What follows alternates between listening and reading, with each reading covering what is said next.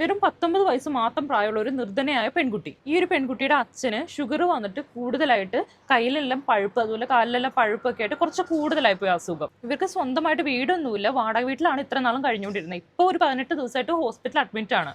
1.5 ലക്ഷം രൂപയുടെ അടുത്ത് ചികിത്സ ഇവർ തന്നെ ചെയ്തു. പിന്നെ ഒരു 1.25 ലക്ഷം രൂപയുടെ ഹോസ്പിറ്റലിൽ കെട്ടി വെച്ചാൽ മാത്രമാണ് ഈ ഹോസ്പിറ്റലിൽ നിന്ന് ഇവർക്ക് ഇനി ഇറങ്ങി പോകാൻ പറ്റുള്ളൂ. ഉമ്മയും മോളും അവിടെ തന്നെ ഹോസ്പിറ്റലിൽ ഇവർ തടങ്കലാക്കണം വെച്ചേക്കുവാണ്. ഈ എമൗണ്ട് കെട്ടാണ്ട് ഇവർക്ക് ഇറങ്ങി പോകാൻ പറ്റത്തില്ല. ആ ഒരു ഗ്യാപ്പിലോട്ട് വന്ന് കയറിയതാണ് ഈ ഒരു കോയ. സഹായിക്കാം എന്ന് പറഞ്ഞിട്ട് വ്യാജേന അങ്ങോട്ട് ചെന്നിട്ട് ഈ ഒരു 19 വയസ്സായ കൊച്ചിനെ കണ്ടോടുകൂടി ഇയാൾക്ക് അങ്ങ് ഇളകി. ആദ്യമൊക്കെ സഹായം എന്ന് പറഞ്ഞുകൊണ്ട് നിന്നെങ്കിലും പിന്നീട് ഈ ഒരു കൊച്ചിന്റെ നിർധന അവസ്ഥ വേറെ ആരും ചോദിക്കാനും പറയാനും ഇല്ല. ഇവരുടെ പൈസയ്ക്കുള്ള ബുദ്ധിമുട്ടുകളെല്ലാം കണ്ടു കഴിഞ്ഞപ്പോൾ ഇയാൾ വിചാരിച്ചു ഇയാളുടെ കൂടെ പേക്കൂത്തിന് ഈ കൊച്ചു തയ്യാറാവുമെന്ന്. ഇയാളുടെ കാര്യങ്ങളൊക്കെ ഇയാൾ പതുക്കെ ഫോണിൽ കൂടെ അറിയിച്ചു തുടങ്ങി, ഇയാളുടെ ആവശ്യങ്ങളെല്ലാം. അതുമാത്രമല്ല, കാറിൽ വിളിച്ചുകൊണ്ടുപോയി ഒരു ഉമ്മയും കൊടുത്തു, കയ്യിലും കയറി പിടിച്ചു. അപ്പൊ കൊച്ചിന്റെ നിലപാട് അങ്ങോട്ട് തുറന്നു പറഞ്ഞു, എനിക്കിതിനൊന്നും താല്പര്യമില്ല, എൻ്റെ മാനം വിട്ട് എനിക്ക് ജീവിക്കേണ്ട ആവശ്യമൊന്നുമില്ല, പറ്റുമെങ്കിൽ ഉപ്പാനെ ഒന്ന് സഹായിക്കുക എന്ന് മാത്രം പറഞ്ഞ് ഒഴിവാക്കി. എന്നാലും ഈ ആളങ്ങ് വിട്ടില്ല.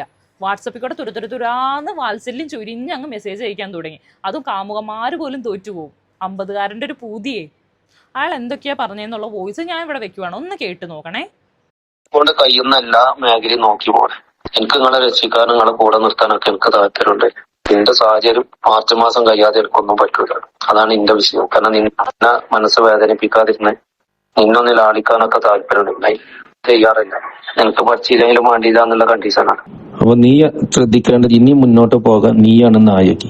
എപ്പോഴും പറയും, ഞാൻ നിന്നോട് കൊഞ്ചിച്ച് നിന്നെ ഫാഷനും മോഡലായും കൊണ്ടെടുക്കുന്ന പറയുമ്പോ എന്താ, അത് നിനക്ക് ആഗ്രഹം ഉണ്ടോ ഇല്ലയെന്നൊന്നും എനിക്കറിയില്ല. പക്ഷെ അതേമാതിരി വീടിന്റെ വാടക നിങ്ങളെ നിന്നെ പണിക്ക് പറഞ്ഞേക്കുന്ന സാഹചര്യം എനിക്ക് താല്പര്യമില്ല.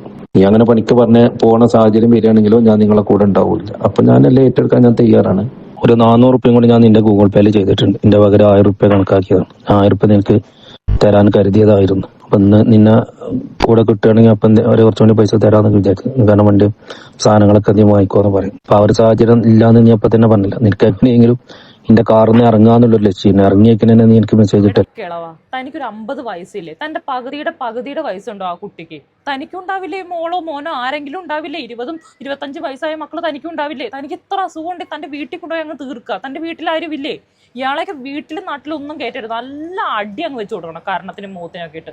കാരണം ഒരാളുടെ ദുരവസ്ഥയിൽ നമ്മൾ അയാളെ സഹായിക്കാൻ പറ്റിയില്ലെങ്കിൽ സഹായിക്കണ്ട. പക്ഷെ സഹായം വാഗ്ദാനം ചെയ്തിട്ട് അവരെ ഉപദ്രവിക്കാൻ വേണ്ടി ചെല്ലരുത്. ഇതുപോലുള്ള ആൾക്കാരെയൊക്കെ സെലിബ്രേറ്റ് ചെയ്യേണ്ട സമൂഹത്തിൽ നിന്ന് ഒറ്റപ്പെടുത്തി നിർത്തുവാണ് വേണ്ടത്.